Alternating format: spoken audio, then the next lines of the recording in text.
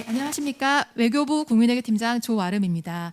국민외교 센터 개소 3주년을 기념하는 특별 행사에 참석해 주신 모든 국민 여러분께 감사 인사를 드립니다. 오늘의 행사는 코로나 방역 수칙을 철저히 준수하며 개최됩니다. 장내에 계신 분들은 마스크를 모두 착용해 주시기 바라고요. 연사가 등장할 때는 환호성보다는 박수로만 환영해 주시면 감사하겠습니다. 자, 그럼 먼저 장재복 공공외교대사님의 인사 말씀 있겠습니다.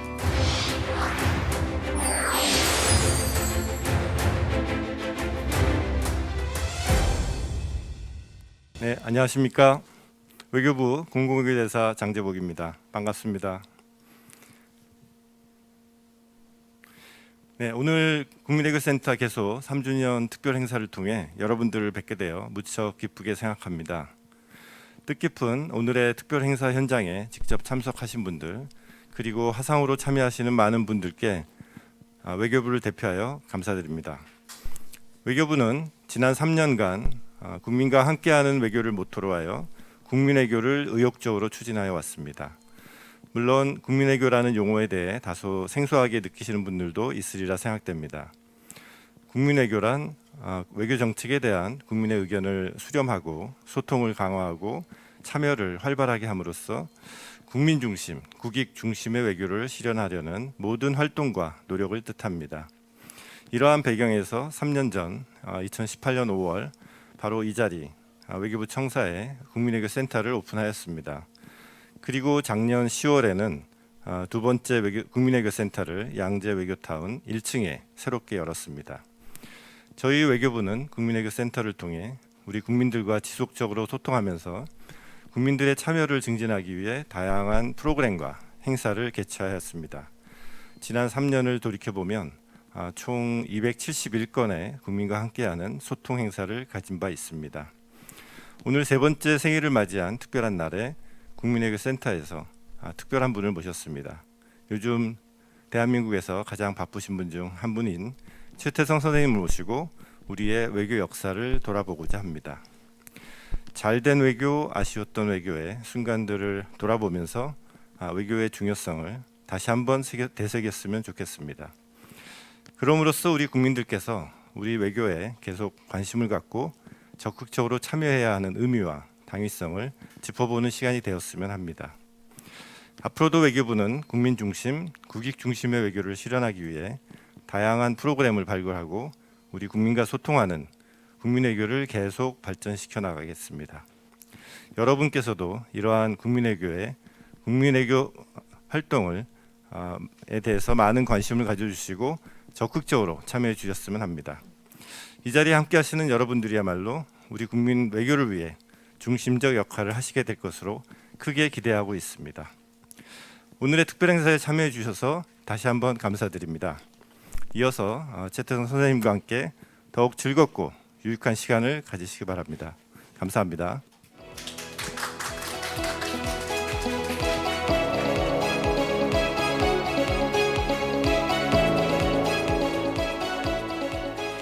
네, 그럼 이제 최태성 선생님을 모시겠습니다. 선생님 나와주십시오.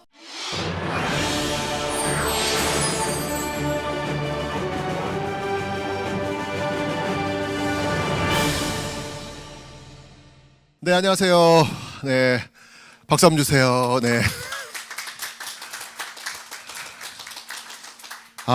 여기 또 이게 외교부 청사에 이렇게 와가지고 또 이렇게 또 강의를 또 하게 되니까 별관이죠, 그죠? 근데 참 좋네요.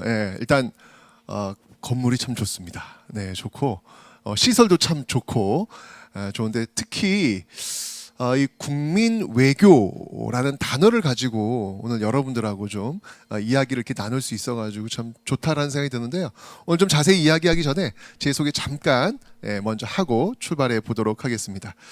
저는 뭐 여러 방송 어제도 EBS에서도 장학 퀴즈에서 나왔고 또 SBS 집사부일체 틀면 요즘 잘 나와요. 네, 근데 제가 원래 본 활동은 사실 TV가 어쩌다 보니까 TV 나온 거고요. 저는 이렇게 글을 쓰는 그런 작가 또는 이렇게 무료 인터넷 한국사를 누구나 들을 수 있도록 해주는 역할, 이런 역할들을 하고 있는 게 제 본업이다라고 말씀을 좀 드리도록 하겠습니다. 오늘은 여러분들과 함께 외교가 무엇인지 한번 이 외교에 대해서 한번 이야기를 해볼 텐데 제목이 아주 좋아요. 예, 잘 나가는 나라의 외교. 제가 미리 말씀드렸지만 제가 오늘 2편 할 거예요. 2편. 오늘 한 편 그리고 이후에 또 한 편 할 건데 주제를 첫 번째 오늘은 잘 나가는 나라의 외교가 어떤 것인지 역사를 통해서 한번 좀 살펴볼 수 있으면 좋겠고 두 번째는 못 나가는 나라의 외교.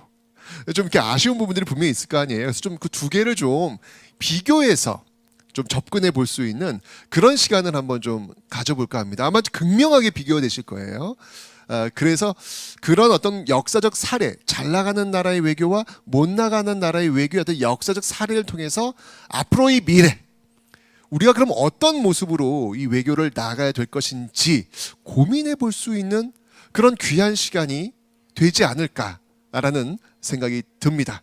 그래서 제가 제목을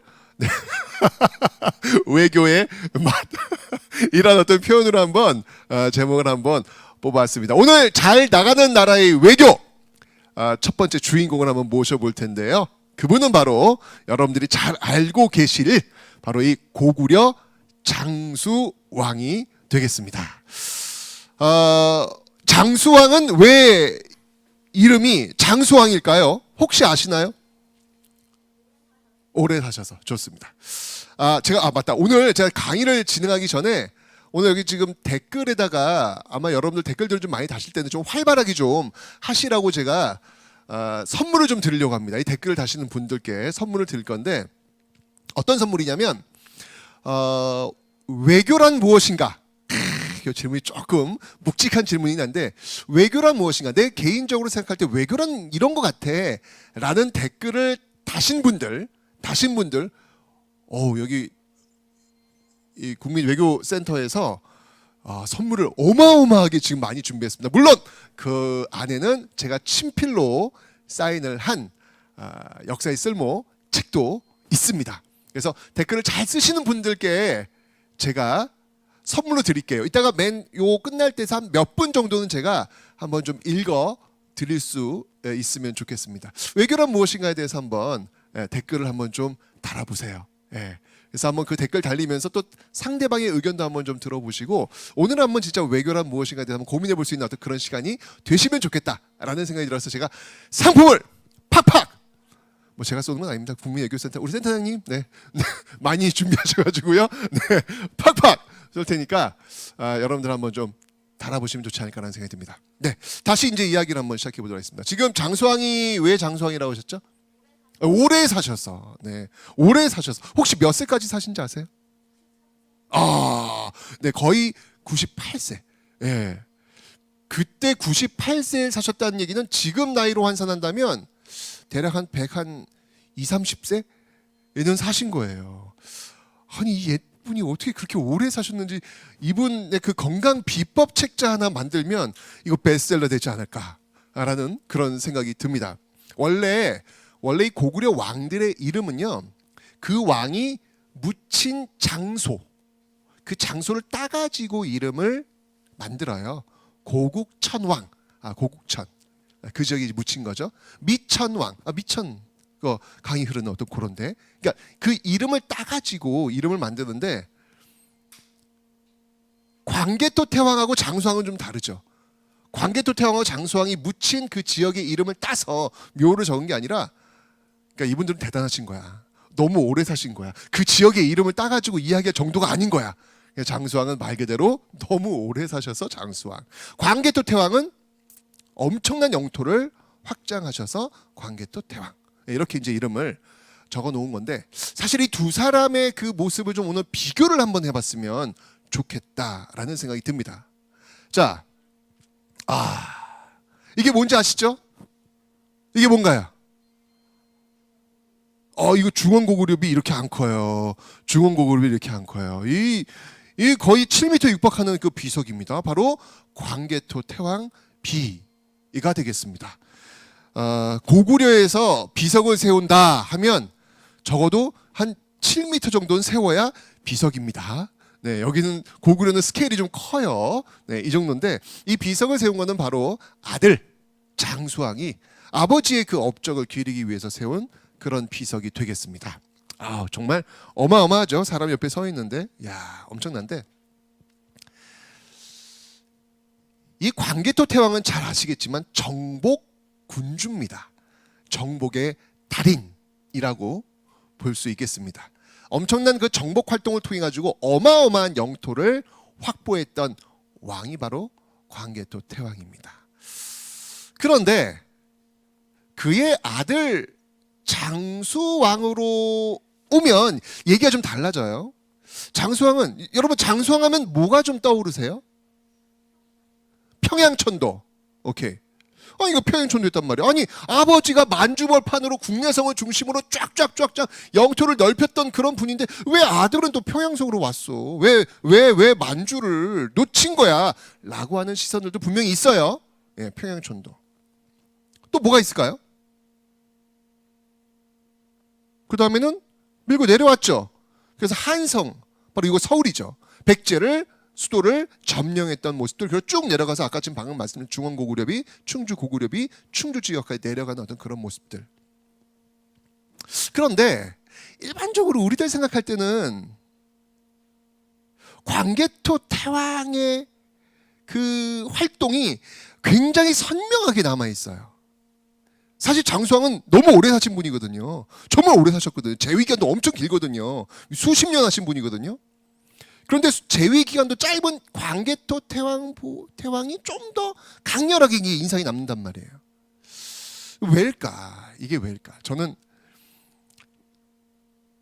이 광개토 태왕은 정복의 달인이지만 사실 장수왕은 외교의 달인이에요. 근데 이게 참 묘하죠. 역사에서 외교는 이렇게 좀 이렇게 두드러지게 잘 보이질 않아요. 잘하면 본전. 하지만 그 내면을 보면 어마어마하거든요. 그러니까 아버지가 정복군주로 만주벌을 막 달리는 모습들이 역사 속에는 굉장히 선명하게, 아주 짧지만 남아있지만 왠지 모르게 외교적 활동으로 엄청난 재위 기간을 버텨냈던 장수왕은 뭐 하셨지? 뭐 이런 느낌이 든단 말이죠. 저는 오늘 사실 이 국민외교를 이야기하면서 인간사, 역사라고 하는 것들이 모두 전쟁으로만 점철될 수는 없습니다. 그리고 그는 비극입니다. 그렇지 않습니까? 그 전쟁을 최대한 막아내려고 했던, 사실은 눈에 잘 보이지 않는, 그렇지만 더 위대할 수 있는 이런 외교의 어떤 모습들이 과연 어떤 것인지를 한번 여러분들이 좀 보시면, 저는 국민외교센터가 그런 역할을 하는 곳이라는 생각이 드는 거예요. 우리가 사실은 외교에 대해서 좀 이렇게 너무 이렇게 감정만 앞세워가지고 내가 맞고 너는 틀려, 나라와 나라 사이에, 사실 이런 게 좀 존재하기 어렵거든요. 같이 서로가 윈윈할 수 있는 어떤 그런 방법들을 찾아가야 되는데, 그런 어떤 역사적인 어떤 배경, 맥락 이런 것들을 좀 이해하신다면 지금의 외교 그리고 앞으로의 외교에 대해서 우리가 조금 더 이성적으로 현명한 방법들을 좀 찾아낼 수 있지 않을까라는 생각이 들어서 오늘 외교의 달인 이 장수왕 이야기를 한번 좀 해볼까 합니다. 자, 436년으로 한번 가보겠습니다. 436년. 자, 436년 5세기입니다. 여러분들 뭐 잘 아시겠지만 고구려의 전성기 하면 5세기, 그죠? 광개토 태왕과 장수왕의 시기라고 하는데 사실 5세기 전성기는 광개토 태왕의 시기는 짧고요. 일반적으로 이 장수왕의 시대다라고 보시면 되겠습니다. 이 당시의 국제 정세를 좀 한번 살펴보도록 할 텐데요. 자, 여기 지금 제가 지도를 한번 좀 보여드리겠습니다. 자, 여기 지금 고구려가 지금 보이고 있고요. 네, 아버지 그 광개토 태왕한테 영토를 엄청 확장한 그 유산을 물려받은 이 장수왕이 지금 고구려를 지금 장악하고 있고요. 그 옆에 북연, 유연, 북위, 송, 쉽게 얘기하면 남북조의 시대, 이런 것들이 형성되고 있었던 어떤 그런 모습들이다. 아마 여러분 위진 남북조 들어보셨죠? 중국 왕조의 이 위진 남북조를 통일했던 나라가 나중에 수나라가 되는 것이고 당나라로 연결되는 건데, 어쨌건 이 북방 유목민족의 어떤 엄청난 파워를 자랑하고 있는 이 유연, 그 다음에 실질적 강대국이라고 할 수 있는 중원의 주인공 북이, 그 다음에 쫓겨났죠. 한족이 이제 운영하고 있는 나라인데 송나라가 지금 남쪽으로 내려와 있는 어떤 그런 모습들. 그리고 이 옆쪽에 북연이라는 나라가 있었는데요. 이 북연도 엄청나게 그 세력이 컸지만 점점 북에 의해서 밀려가는 어떤 그런 상황이었어요. 어쨌건 이 고구려 주변에는요, 강대국들이 지금 포진하고 있는 상황이었다. 여러분들 이건 지금하고도 마찬가지죠. 지금 우리나라 주변에는 뭐 중국도 있고 러시아도 있고 일본도 있고 태평양 건너 미국도 있고 어마어마한 강대국들이 지금 우리 이 한반도를 둘러싸고 있습니다. 우리는 이제 그 속에서 또 어떤 외교를 해야 될 것인지 진짜 끊임없이 지금 고민하고 있는 그런 상황이죠. 자, 이 당시도 역시 마찬가지였습니다. 그럼 이때 이 고구려는 어떤 스탠스를 취해야 될 것인지 한번 이걸 둘러보면 지금 우리가 가는 어떤 모습들도 한번 좀 유추해 볼 수 있지 않을까라는 생각이 드는 거예요. 이때도 강대국에 지금 둘러싸여 있었고 지금도 강대국에 둘러싸여 있는데 이때 고구려의 모습이 어떤지를 한번 살펴본다면 지금 우리가 뭔가 단서를 좀 찾을 수 있지 않을까라는 생각이 드는 것이죠. 오늘 자리가 그런 자리예요. 국민외교센터에서 이런 거 역사를 통해 가지고 한번 우리 지금 현재 우리 국민들이 이 외교를 바라보는 어떤 시선들 이런 것들을 어떻게 가질 수 있을 것인지는 단서를 한번 좀 찾아보자라는 노력의 일환에서 이 자리를 지금 마련한 겁니다. 자, 한번 보도록 하죠. 이때 어떤 일이 있었냐면 여기 지금 북연을 좀 잘 보셔야 돼요. 일단 전반적으로 고구려와 북위는 썩 사이가 좋지 않아요. 썩 사이가 좋지 않습니다. 썩 사이가 좋지 않으니까 고구려는 북연과의 관계를 좋게 할까요? 나쁘게 할까요? 한번 생각해 보세요. 지금 북연이 지금 바로 지금 요 사이에 있잖아요. 북위와 고구려 사이에 있잖아요. 요 사이에 있는 이 북연이란 말이에요. 고구려는 북연이 있으면 좋을까 안 좋을까? 좋죠. 이게 순망치안이라고 하지 않습니까? 이렇게 딱 있으면 완충지대 역할을 해주니까. 왜냐면 북이랑 고구려랑 사이가 안 좋은데 북이랑 고구려랑 같이 붙어 있으면 이건 갈등 구조가 나올 수밖에 없잖아요. 그러니까 완충지대로서의 북연 나쁘지 않아요. 나쁘지 않아요. 괜찮은 어떤 그런 형국이 지금 만들어지고 있는 겁니다. 그죠? 그런데 이 북이가 끊임없이 북연을 밀어붙입니다. 북의 목표는 뭐냐면 북연을 무너뜨리겠다. 지금 이제 북위 같은 경우는 영토를 좀 확장하고 있는 어떤 그런 상태였으니까 이 강대국의 어떤 힘을 보여주겠다라고 하면서 북연은 계속 밀리고 있는 그런 상황이었습니다. 그래서 북위가 고구려에 미리 외교적 행위를 합니다. 뭘 하냐면 왜 나라를 공격할 때 사전에 좀 통보를 해주잖아요. 똑같이 이때도 북위가 고구려한테 사신을 보내가지고 우리가 북연을 접수할 거야. 우리가 군사적 행동을 감행할 거야. 그러니까 너희들 그거 좀 알고 있어. 인지하고 있어. 라고 사전에 보냅니다. 자, 그런데 이 고구려의 절친 북연. 북연의 황제가 누구였냐면 오늘 이 장수왕과 함께 이야기를 끌고 나갈 풍홍이라는 사람이 있습니다. 이 풍홍이 고구려한테 SOS를 보낸 거예요. 친했다며요. 친했으니까 SOS 보낸 거예요. 도와달라. 와가지고 도와달라. 혹시 북위가 막 밀고 들어오면 나랑 그리고 이 북연에 있는 이 모든 백성들을 내가 끌고 고구려에 망명할 테니까 나 받아달라. 라는 외교문서를 보냅니다. 자, 그러니까 고구려는 지금 두 개의 외교문서를 받은 거예요. 북위가 북연을 칠 테니까 너희들은 그렇게 알고 있어라 라는 거 하나 받고 있었고 이 북연의 황제 풍홍이 외교문서를 보낸 거예요. 나 SOS 도와달라. 자, 이제 선택해야 됩니다. 선택해야 되는 거예요. 이게 이거 오늘 그래서 외교의 하나의 첫 번째 북이냐 북연이냐 이것이 문제로다 라는 주제를 가지고 한번 얘기해 보는 겁니다. 자, 이제 여러분 장수왕이야. 지금 강대국 북위로부터 문서 받았어. 그리고 나의 절친 북연을 문서 받았어. 여러분들은 어떻게 하시겠어요? 북연. 나는 북연에 걸 거야. 이유는 뭔가요? 북연은 곧 우리니까. 베프니까. 북연 다음엔 우리를 칠 거니까. 좋습니다. 그런데 혹시 북연을 받아들였다가 북위를 노하게 하는 것은 아닐까요? 더 빨리 치진 않을까요? 뭐 이런 어떤 고민도 생기고 이게 굉장히 어려운 거예요. 이 장수왕이 굉장히 두 장의 문서를 이걸 어찌할 것이냐 고민을 합니다. 결국 앞에서 여러분들 보셨지만 이 북위가 이 북연의 수도 그러니까 활용성, 그러니까 지금 여기 옆에 경복궁 있잖아요. 활용성을 치러 대규모 군대를 보냅니다. 자, 이제 활용성 그리고 그 안에 있는 풍옹은 곧 북위에 접수될 수 있는 상황까지 내몰립니다. 자, 이때 동쪽에서 어마어마한 북소리가 울리게 됩니다.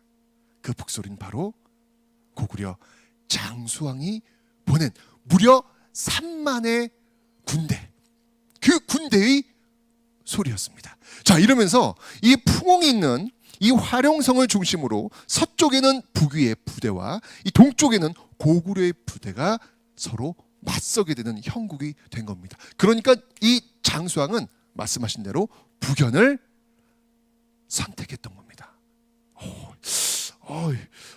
제 입장에 사실은 고민이 돼요. 이게 북위가 이게 어마어마한 강대국인데 지금 북위의 심기를 이게 건드려도 되나? 이래도 되나? 이런 생각이 드는데 장수왕은 나름대로 두 개의 계산을 했던 것 같습니다. 그래서 이 군대를 보내가지고요, 이 활용성에 들어가서 이 풍옹과 이 북연의 백성들을 모두 데리고 요동 지역으로 돌아옵니다. 그때 그 길이가요 무려 80리에 이르렀다라고 이야기합니다. 80리면 여러분들 여기 서울에서 거의 수원까지 가는 거리예요. 거기까지 고구려 군대 쫙 위용을 자랑하면서 이 풍옹과 이 북연의 백성들을 데리고 가는 모습들. 그 당시 북위가 이 고구려의 그 위용에 너무 놀래가지고 어마어마한 군대를 보낸 거예요. 몇 명 보낸 것도 아니야. 무려 3만 부대를 보낸 거야. 그러니까 이 모습을 보면서 그저 바라보고 있었다라고 이야기를 합니다. 자, 그런데 여기서 잘 보세요. 이 장수왕이 말이죠, 이 활용성에 들어가서 고구려 군대를 이 활용성 안에서 그 밖에 있는 북위의 부대와 전쟁을 전개했다면 어떤 일이 벌어졌을까?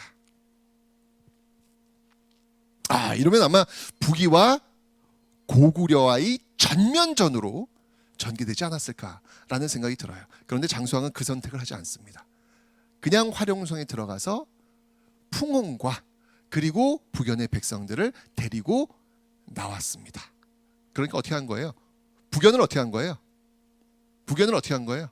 북연을 북위에 내준 겁니다. 영토를 내주고 거기에 황제와 거기에 백성들만을 데리고 빠져나온 거예요. 그러니까 이게 굉장히 고단수예요. 여기에 들어가가지고 풍옹을 위해서 고구려 끝까지 싸워주는 그런 모습이 아니라 그저 풍옹과 백성만을 데리고 나오는 선, 요 선에서 그친 거죠. 왜냐하면 장수왕의 입장에서 그 이 아버지가 지금 이 요동 지역을 지금 확장을 시키고 있거든요. 근데 이게 옛날 고대에 그 영토를 확보했다고 해서 그게 우리 땅이 되는 게 아니에요.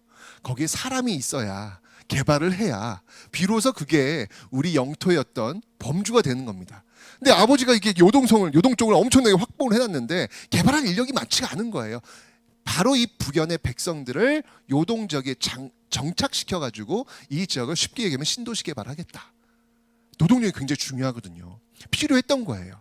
그러니까 장수왕으로서는 사실 외교적인 어떤 그 행위를 통해 가지고 북위와는 어느 정도의 긴장 관계, 전면전은 아니에요.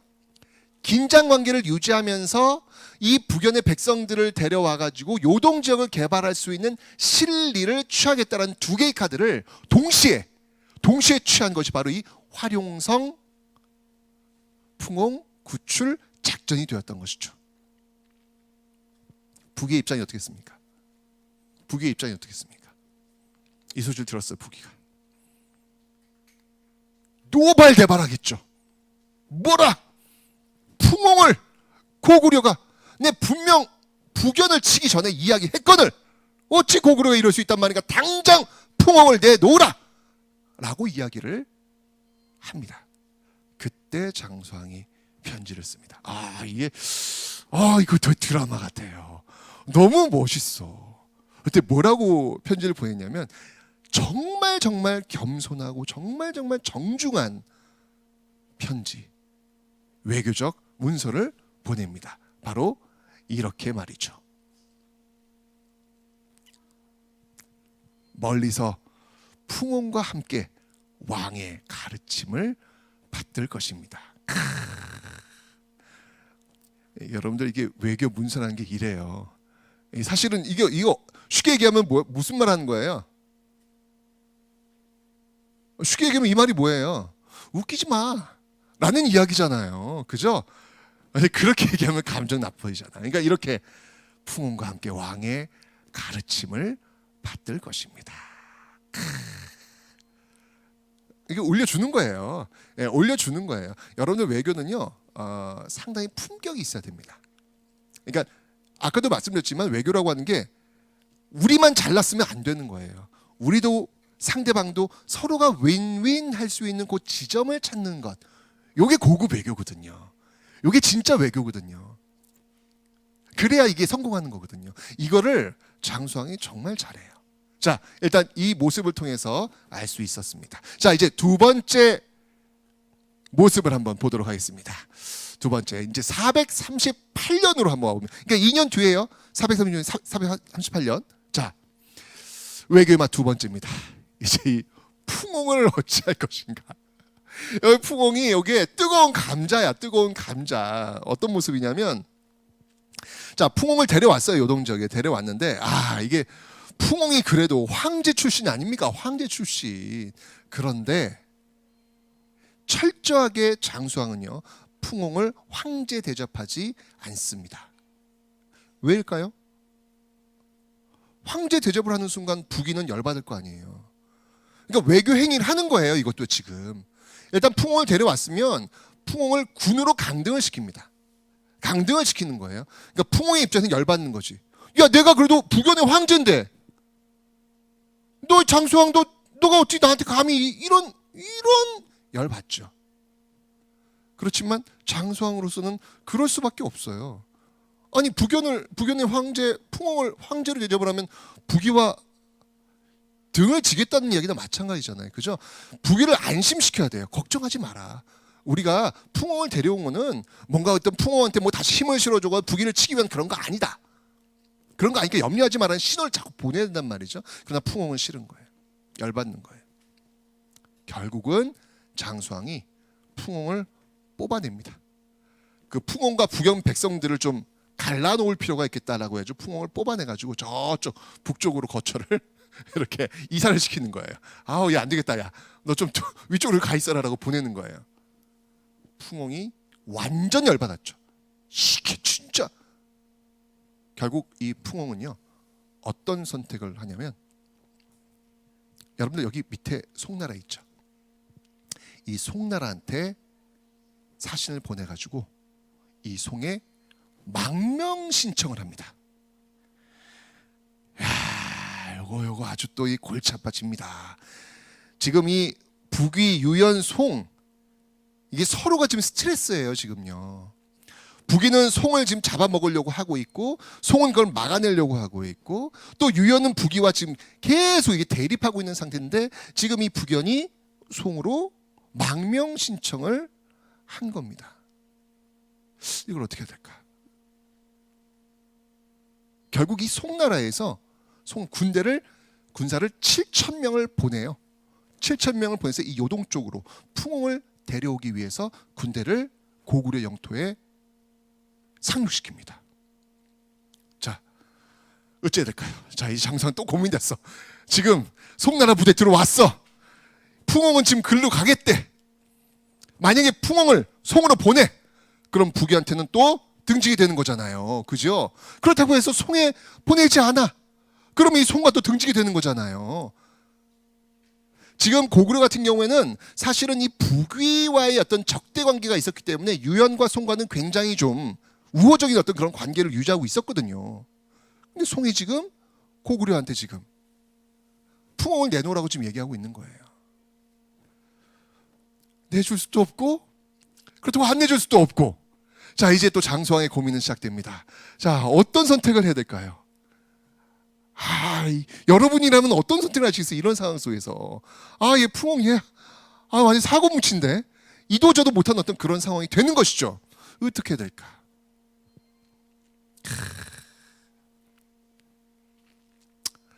그러니까 송나라 입장에서는 송도 지금 외교적 행위를 하는 거예요. 사실 송나라가 뭐 풍엉에 무슨 힘이 있겠어, 그죠?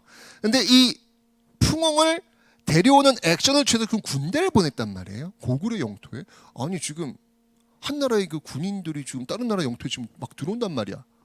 이건 뭘 의미하는 거냐면 멀리서 멀찍이 바라보면 송과 고구려가 굉장히 긴밀한 관계구나라는 걸 보여주는 그런 모습이 될 수 있는 거예요. 송은 사실 그런 효과를 노린 거예요. 그래서 이 북위를 압박하기 위한 하나의 외교적 행위를 지금 하고 있는 거예요. 치열합니다. 지금 이 당시에 지금요. 그런 어떤 카드를 던졌고 고구려의 장수한 걸 받은 거야. 이거 어떻게 해야 돼? 어떻게 해야 돼?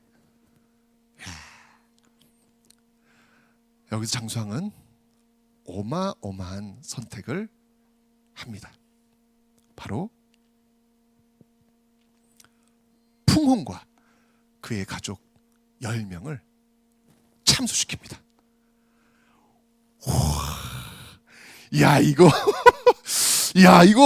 이거 국제관계로 비해야 될 거 분명하잖아요. 이게 지금요, 그죠? 야 이거 지금 이 어마어마한 선택을 지금 장수왕이 한 거예요. 막 고민하다가 결국 명을 내린 거예요. 풍홍을 죽여라. 이 화의 근원을 잘라내자 라고 해서 죽여버립니다. 자, 풍홍을 데리러 왔던 이 송나라 부대, 그 소식을 들었어. 어땠을까요? 열받죠. 아니 어쨌건 간에 지금 송과 고구려, 이 당시 국제관계 속에서는 중국이라는 나라가 어떤 상위에 있다고 그들은 생각하고 있는데 이것들이 지금 풍홍 데리러 왔는데 풍홍을 죽여? 너 지금 송과 지금 전면전하자는 거 아니야? 라고 받아들일 수 있잖아요. 그래가지고 이 송의 7천여 부대가 고구려, 이 풍홍을 죽였던 그 장수를 죽입니다. 야, 이거 지금 별의별 일이 지금 다 벌어지고 있는 거예요. 이 안에서 지금 풍홍 죽었죠, 고구려 장수 죽었죠. 고구려가 가만히 있을까? 우리 영토 안에서 지금 우리 장수가 죽었는데 가만히 있을까? 절대 그렇지 않죠. 전면적 공격을 가합니다. 가하면서 결국 송의 장수를 사로잡습니다. 자, 그 다음에 이제 문제는 거예요. 그 다음에. 자, 지금 송의 장수를 부르잡았는데 이제 외교의 맛 세 번째. 이제 장수가 또 선택해야 돼요. 얘를 어떻게 해야 될까? 얘를. 이 송나라 장수를 지금 잡았는데 지금 이게 대립하고 있는 송을 잡았는데 얘를 지금 어떻게 해야 될까? 고민하다가 이렇게 합니다.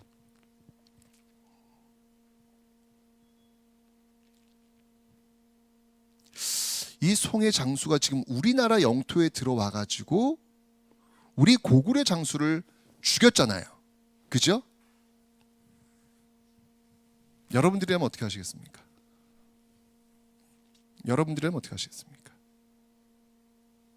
이게 정말 끊임없이 지금 선택의 그 기로에 서 있는 거예요. 지금요. 이게 선택이 진짜 하나도 쉽지가 않아요. 지금 되게 어렵습니다.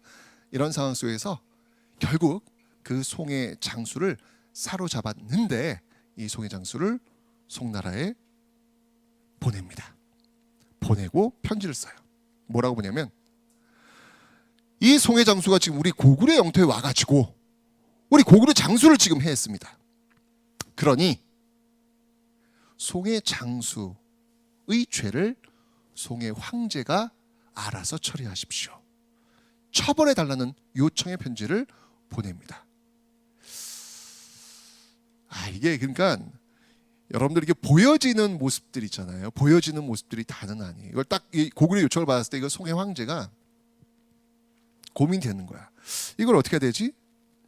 고구려랑 전면전을 벌여?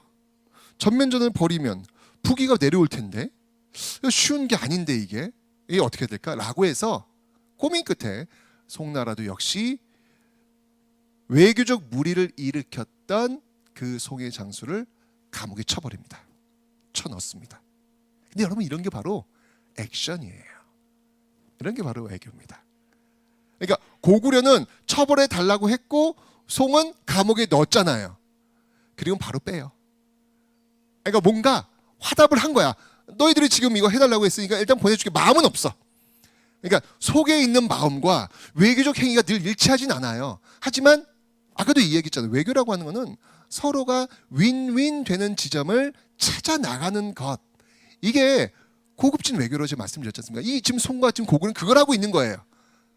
어차피 우리가 지금 전면전을 지금 벌일 수 없는 상황이라는 걸 서로가 다 알고 있는 거예요. 그러니 그래 그럼 너의 요청은 이런 거니까 이런 어떤 액션은 보여줄게 라고 하면서 집어넣었다가 다시 빼는 모습이 보이고 있더라. 결국 이 전쟁은 송과 고구려 사이에서 벌어지지 않습니다. 그런데요. 바로 그 다음에 439년 송이 북위를 치러 간다고 했을 때 장수왕이 뭐라는지 아세요?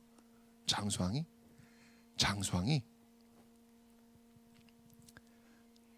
말 800피를 송에 바칩니다. 여러분들 만약에 지금 우리가 어떤 나라와의 어떤 이 외교적 관계 이슈가 있었어. 기분 나빠 사실은. 아니 지금 좀 송나라가 지금 우리나라에 와가지고 지금 난동을 피워가지고 사람까지 죽였단 말이야. 그죠? 근데 그 다음에 송나라에 말을 800피를 바쳐?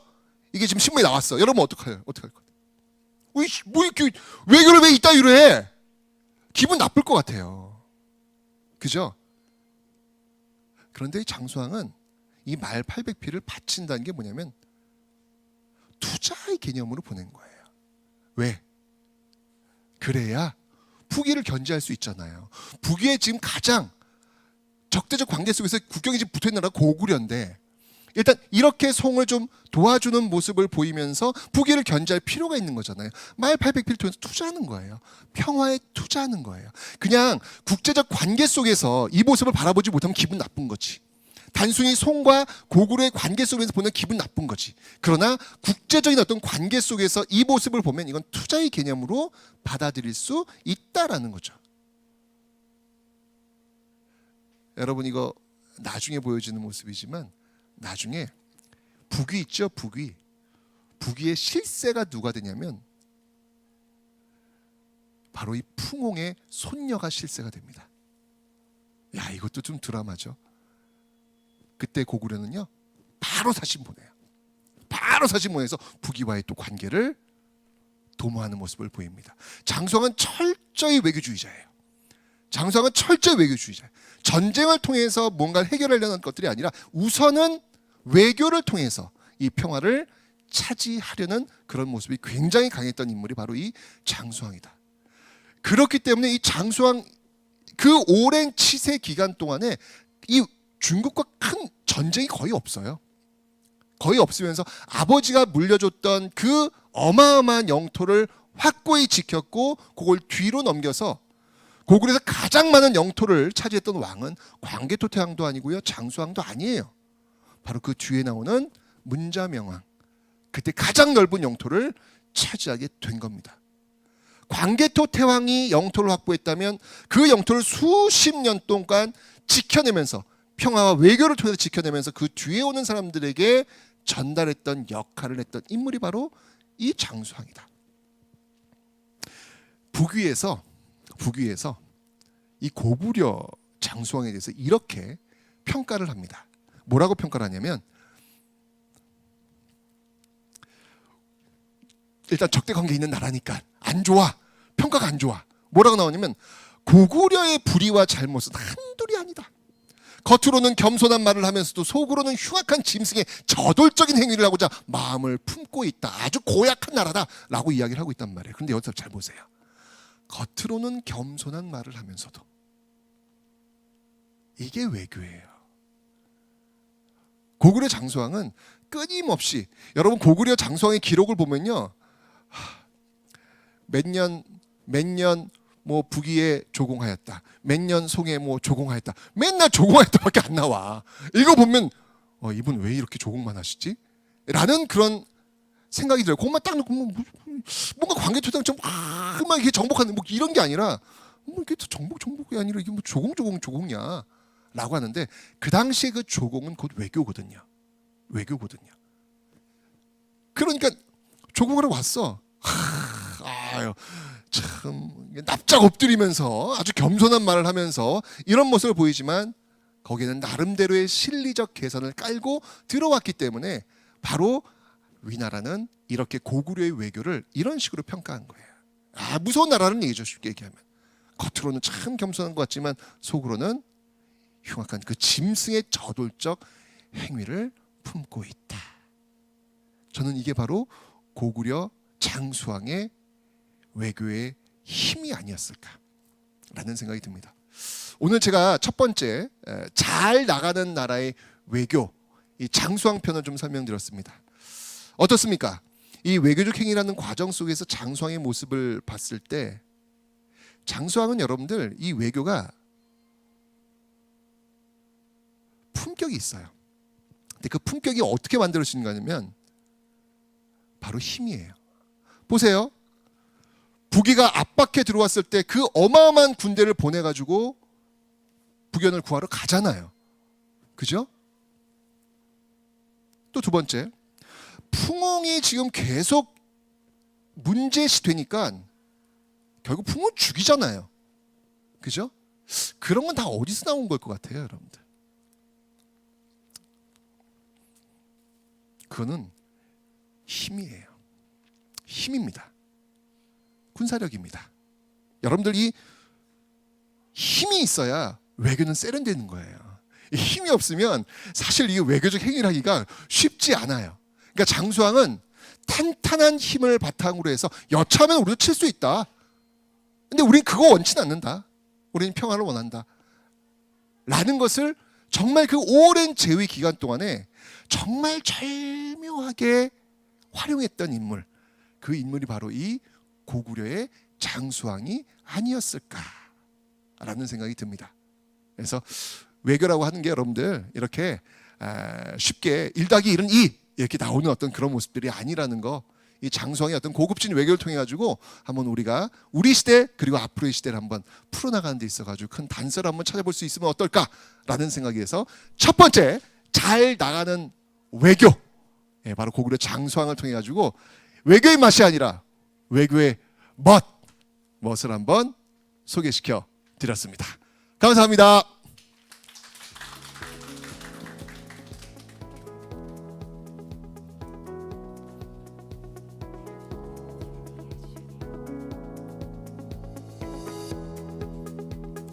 네, 나가려고 했는데 Q&A라고 다시 올라가랍니다. 네, 어떻게 오늘 이야기 좀 잘 들으셨나요? 혹시 제가 아까 외교란 무엇인가에 대해서 그 댓글들 꼭 정리한 거 있으면 한 3분 정도만 추첨을 해서 저한테 좀 이렇게 알려주세요. 예, 알려주시면 제가 지금도 늦지 않았습니다. 빨리 한번 써보세요. 외교란 무엇인가? 오늘 아마도 이야기를 듣고 아마 생각하는 지점, 야, 이 고구려 장수왕이 그랬어? 라는 어떤 생각.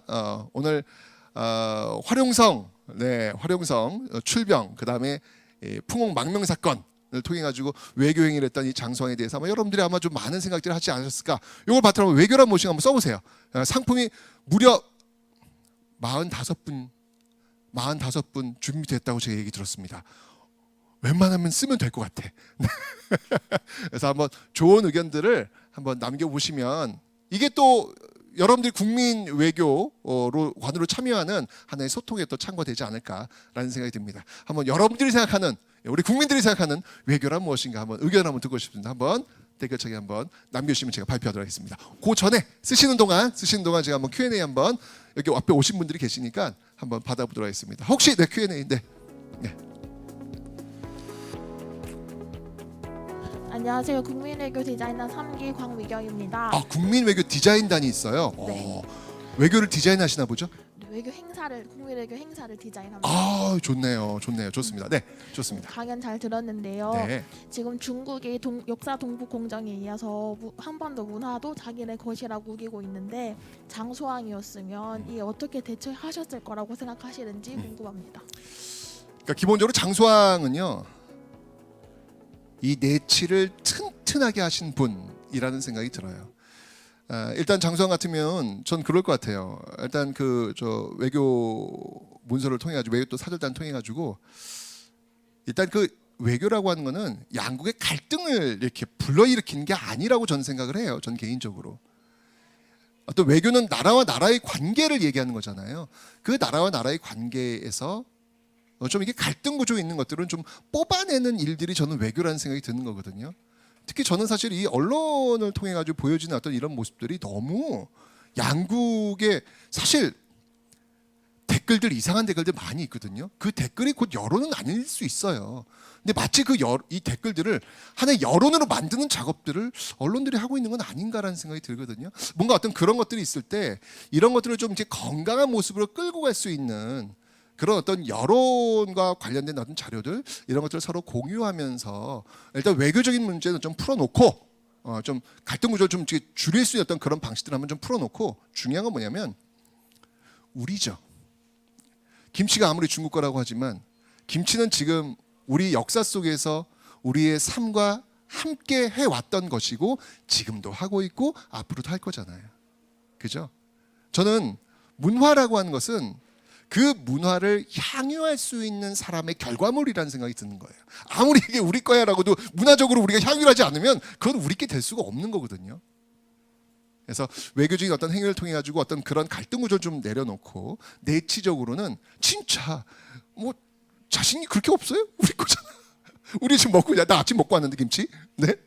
이게 우리 거잖아요. 그걸 더욱더 강화시킬 수 있는 어떤 그런 방법을 통해서 좀 멀리 보는 그런 어떤 모습들이 필요하지 않을까. 장수왕이라면 저는 그런 모습들을 보였을 것이라고 저는 생각이 듭니다. 네. 또 의견 주시죠. 네. 오늘 오셨으니까 뭐 한 분씩 다 발표 한번 해보셔야 될 거 아닐까요? 네. 네 여기 여기 한번 줘보세요. 네. 네. 네, 안녕하세요. 외교부 서포터즈 17기 추연아라고 합니다. 아 여기는 서포터즈. 네, 대학생 기자단입니다. 그거 하려면 어떻게 해야 돼요? 네, 지원해서 지원해요? 시험 봐요? 아니요. 그냥 이제 자기소개서랑 이런 거 내고 이렇게 지원해서 하게 있어 됐어요. 보여서. 좋습니다. 외교부 서포터즈. 네. 네. 이 장수왕 이야기를 들으면서 이제 장수왕 분께서는 뭔가 이제 스마트 파워를 잘 이용하셨다는 생각이 드는데요. 뭐야? 스마트 파워? 네, 선생님께서 말씀하셨던 하드 파워도 분명히 가지고 있지만 조공을 하신 부분은 분명히 소프트 파워적인 부분을 함께 이용해서 뭔가 융합적으로 잘 대응을 했다는 생각을 했는데 혹시 잠시만요. 그 표현 좋다. 하드 파워와 소프트 파워를 융합해 가지고 잘 외교했다. 좋네요. 네. 그러네. 그래서 뭔가 이제 대한민국 외교도 약간 그런 융합적인 부분이 전 필요하다고 생각하는데 네. 선생님이 보시기에는 지금 한국에는 하드 파워적인 부분이 더 필요한지 아니면 소프트 파워적인 부분이 더 필요한지 궁금합니다. 뭐 대한민국이 그렇게 약한 나라가 아닙니다. 네. 옛날처럼 이렇게 참 힘에 부처는 그런 모습이 아니기 때문에 저는 좀 외교적인 면에 있어서는 좀 당당했으면 좋겠다. 예. 우리나라 군사력도 장난이 아닙니다. 어마어마합니다. 왜 우리가 이렇게 맨날 약하다고 생각하는지 모르겠는데 우리 군사력도 엄청나요.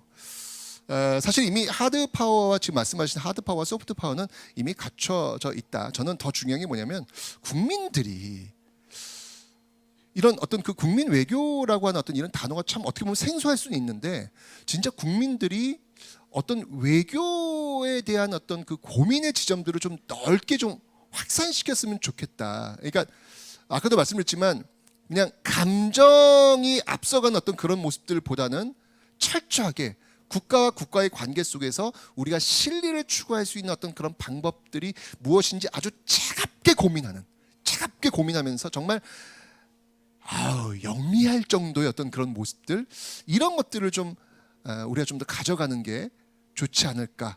욱하는 모습보다는 차가운 이성으로 좀 하나씩 우리가 챙길 수 있는 것들.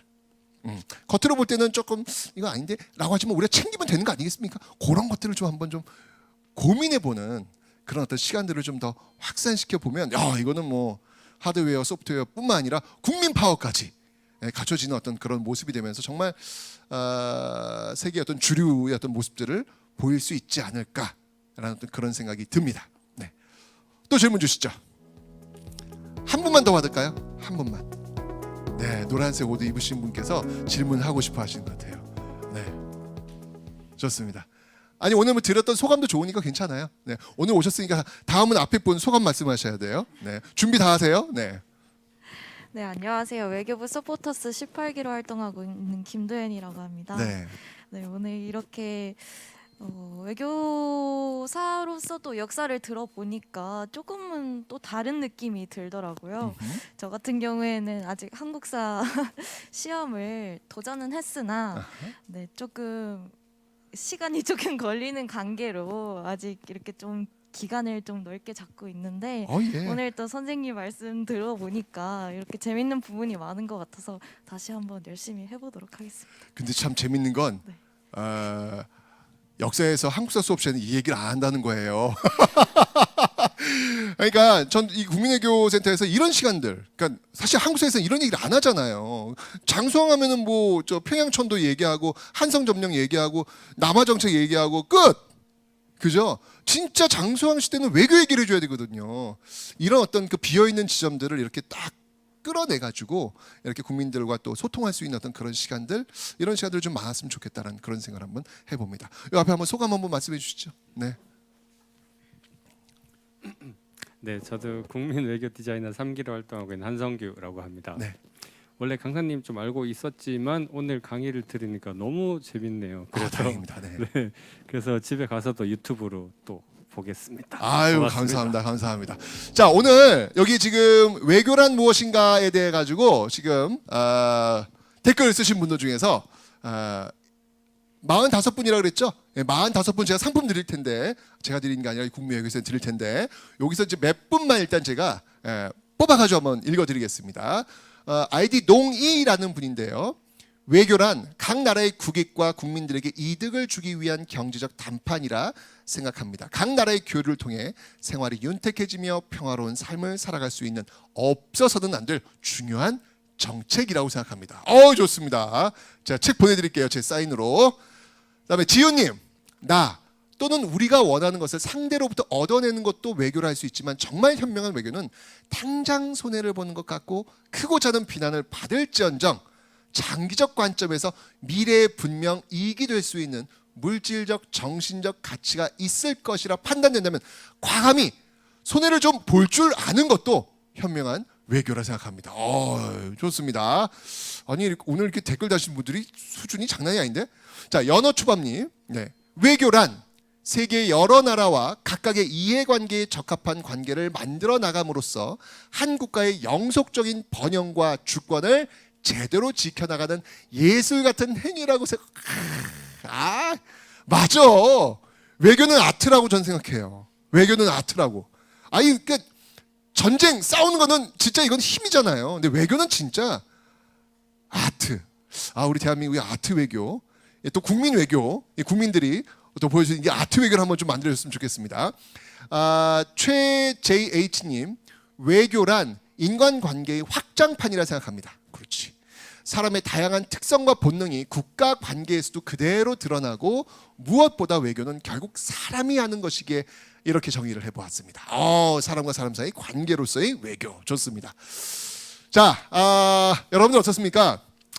우리 국민들이 외교관들이 되셨으면 좋겠어요. 진짜 고급진 어떤 외교관들이 되셔가지고 진짜 이 우리나라의 어떤 그 한반도의 외교 정책을 한번 국민들이 소통하면서 한번 만들어갈 수 있는 그런 어떤 모습들, 또 그런 모습을 이끌어 나가는 그 장소가 바로 이 국민외교센터가 되었으면 좋겠다라는 바람을 올리면서 오늘 정말 아트 외교, 고구려 장수왕의 그 아트 외교를 여러분들께 한번 보내드리면서 잘 나가는 나라 외교편 한번 살펴봤습니다. 다음은요. 못 나가는 나라 외교편 보여드릴게요. 오늘 강의 마치겠습니다. 감사합니다. 네.